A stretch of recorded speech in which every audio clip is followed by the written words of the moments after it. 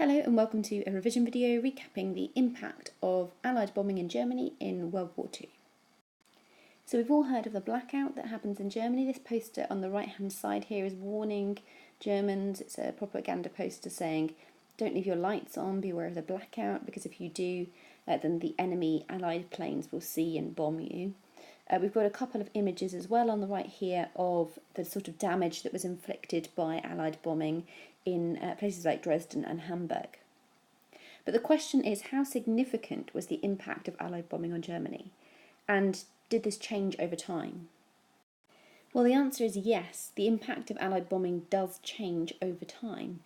It's not really until later in the war that Allied bombing had any particular impact. Fewer than 1 in 3 RAF aircrafts actually ever reached their targets in the early years of the war. And although we do see a change 1942 to night bombing, which was quite disruptive to civilians and workers and would tire them out, it still had limited effects as the weight of the bombs was too little to actually cause serious damage. The turning point really to when bombing has a really significant impact on the economy and on civilians on a really big scale is around 1944. After D-Day, heavy bombers started, or heavy bombing planes started to be used, and long-range fighters, and they had a much more accuracy, and they killed huge numbers and caused much more devastation. So, for example, 25,000 people died in just one campaign of bombing in one night after D-Day and the heavy bombers being used. And then obviously towards the end of the war, morale really did start to break in 1945 as well. So as we've mentioned, early on in the war, the RAF had little impact. Only 975 people were actually killed by Allied bombing in 1940 because they kept missing targets. But it's also true that the higher morale at the beginning of the war, despite bombing by Allies, was partly due to Germany being a little prepared. So, for example, from the 1930s onwards, before the war had started, there had been blackout practices in Germany. And people had been asked to build bomb-safe rooms in their homes. And people were obviously relatively happy that they were as safe as they could be, as voluntary evacuation was only on a very small scale at the beginning of the war, which shows us that people aren't too worried. They feel like things are going okay.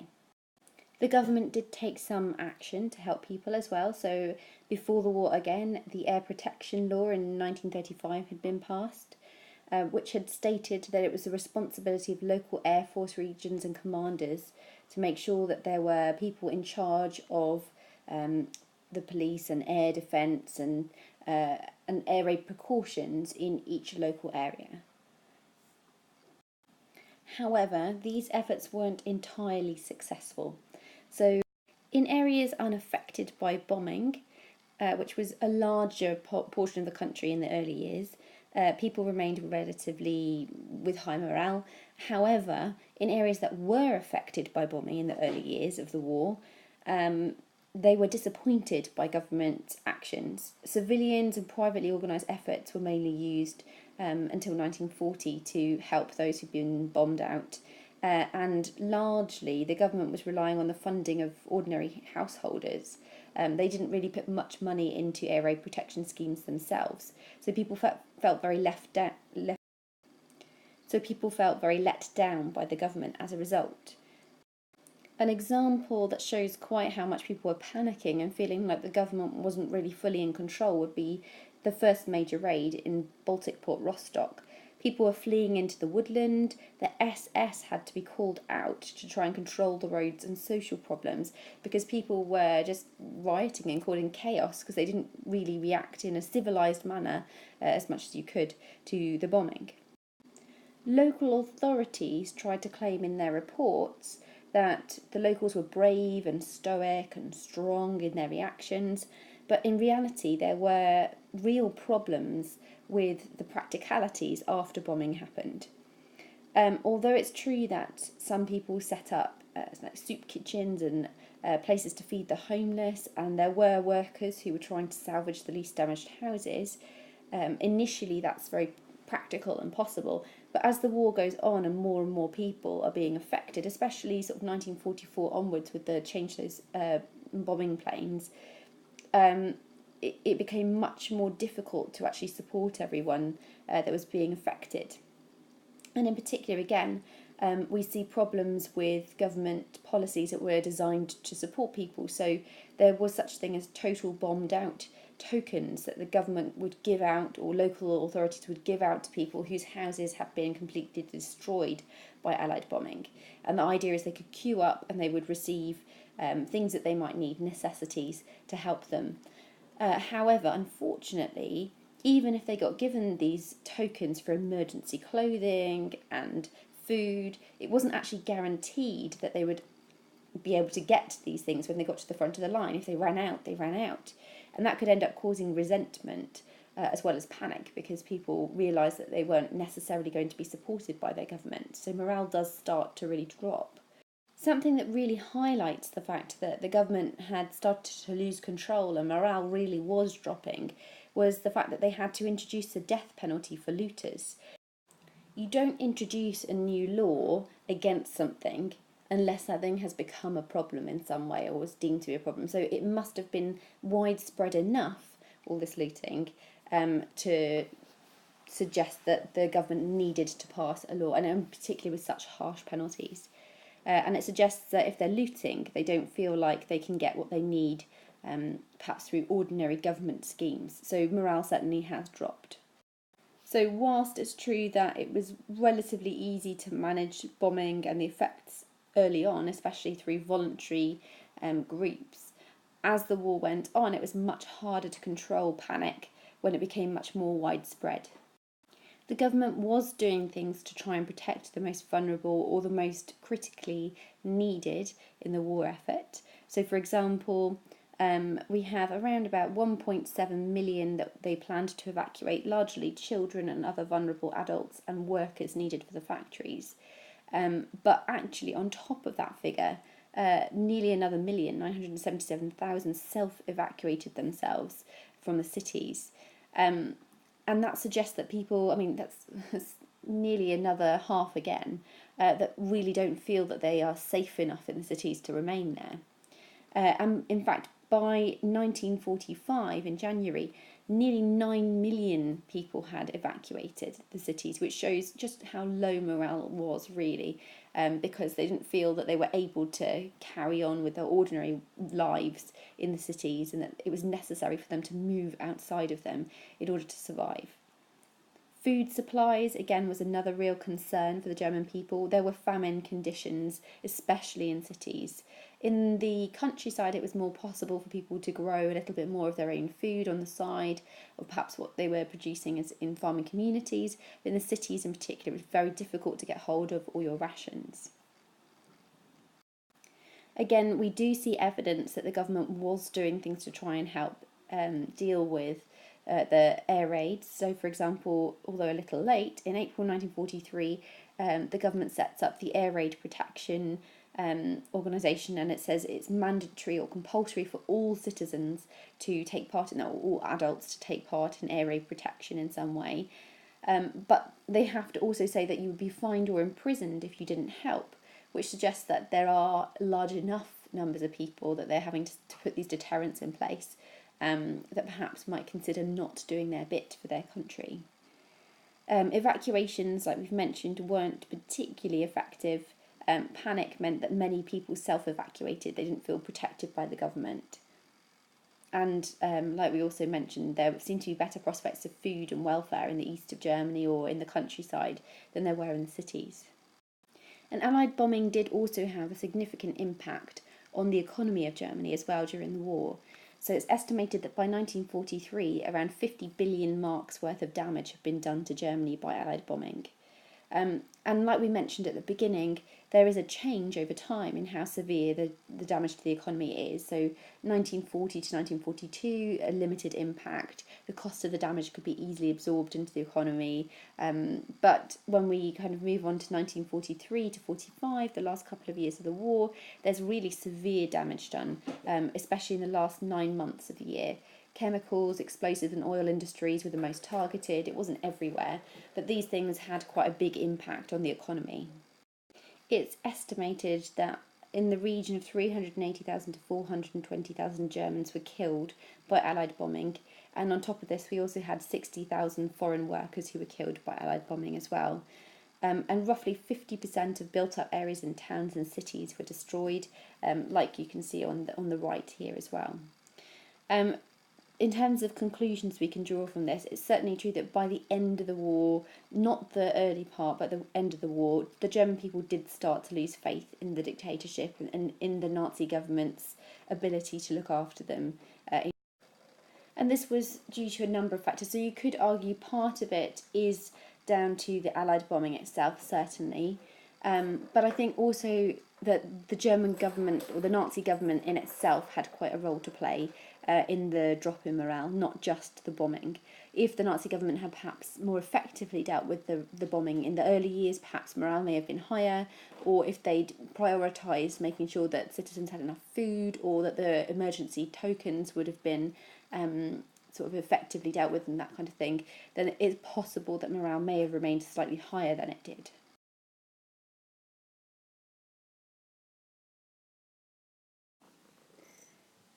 An example of a sort of essay question you could get asked on this topic is here. So the impact of Allied bombing was the main cause of dropping morale in Germany 1939 to 45. Assess the validity of this view.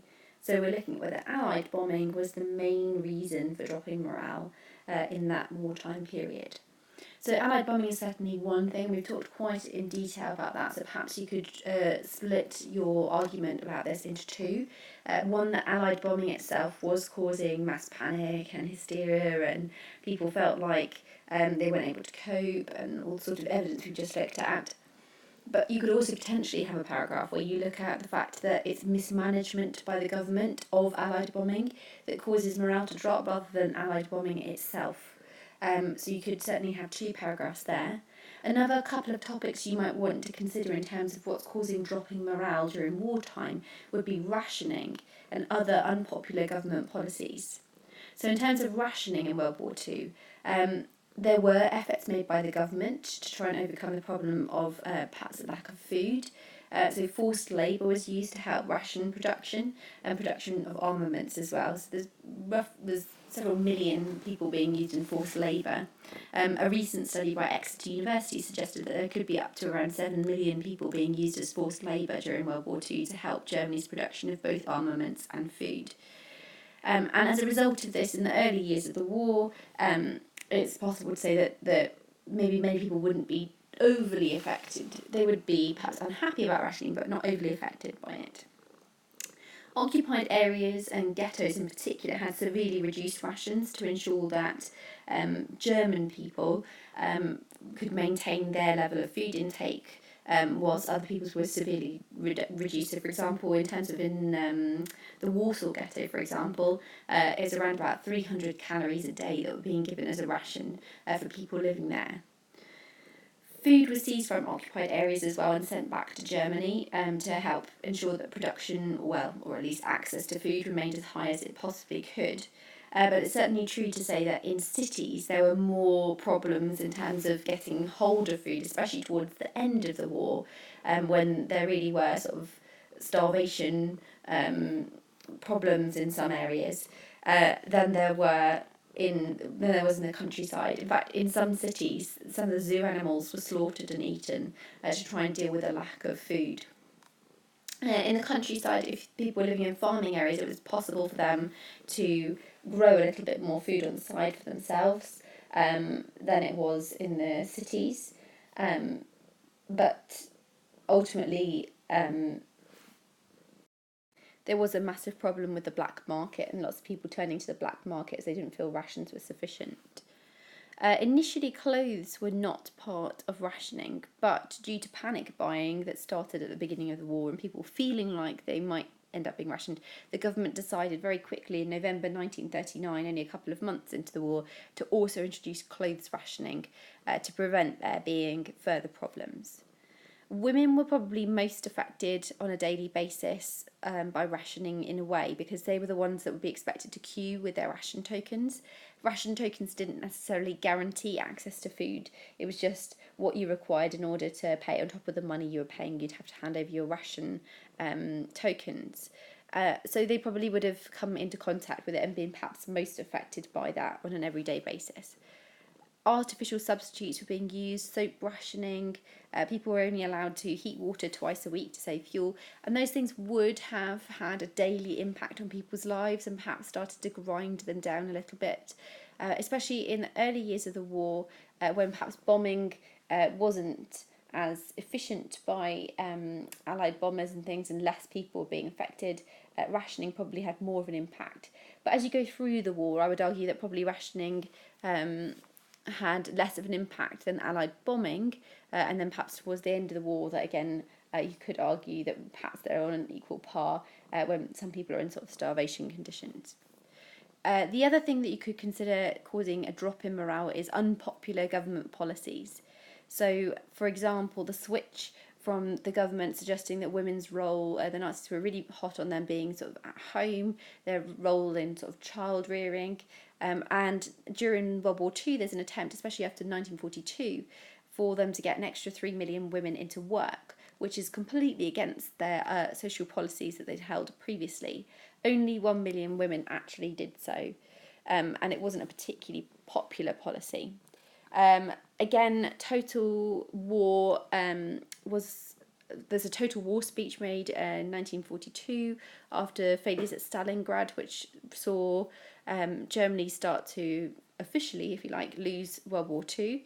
And as a result of this move to total war policies and the whole country being geared up just towards war, working hours were increased in factories. There was a switch to pay for piecework, so for each thing you created rather than being paid per hour. And there's a real rise in the level of absenteeism. So by 1944, Exeter University's recent exhibition on the impact of Allied bombing on Germany has suggested that around about 17% of working hours were being lost in armament factories to absenteeism. That's almost the equivalent of 1 out of every 5 days that they're losing to absenteeism, which is really significant. And that could be partly as a result of working hours and the pay dropping and that kind of thing. And it was enough of a problem that the government, or Nazi government, decided to introduce conscription for absenteeism. So if someone was found guilty of absenteeism, then they could be forced to go and fight on the front, which people knew was almost a death penalty. So it was a severe punishment. It is definitely arguable that these policies were part of the cause of morale dropping, but I don't think you could argue it's more important than the impact of Allied bombing in causing morale to drop, because although these policies were unpopular, people could perhaps see why the government thought it was necessary for women to be in work at this point. And the total war speech, well, in itself, that probably wasn't unpopular. It seems kind of patriotic and everyone doing their bit.